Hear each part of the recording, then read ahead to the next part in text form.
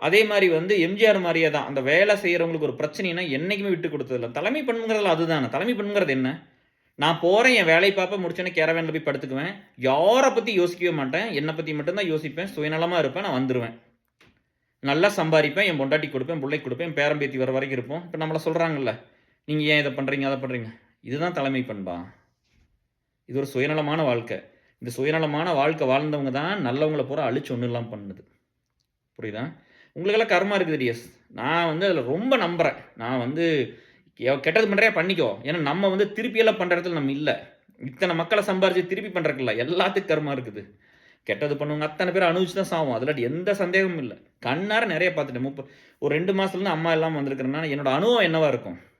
இப்ப நார்மலா ஒரு பையனுக்கு வந்து பொத்தி பொத்தி அவன படிக்க வச்சு, பா அதேதான் பால் ஊட்டி, தேன் ஊட்டி, சீராட்டி, பாராட்டி எல்லாம் பண்ணி வளர்த்தி வரும்போது அனுபவம் கொஞ்சம் கம்மியா தானே இருந்திருக்கும். இங்க எல்லா விஷயத்துக்கும் நம்ம போராடி தானே வந்திருப்போம். நெறைய பார்த்துட்டேன். அது 30 வருஷம் சோசியல் கேரியர்ல வொர்க் பண்ணும்போது, கெட்டது பண்ணவங்க எல்லாரும் அனுபவிப்பாங்க. அதுல ஒண்ணும் டவுட் எல்லாம் இல்ல. அதனால நீங்க பண்ணாதீங்க. யாரு கெட்டது பண்ணாலும் அவங்களுக்கு அந்த கர்மா விடாது.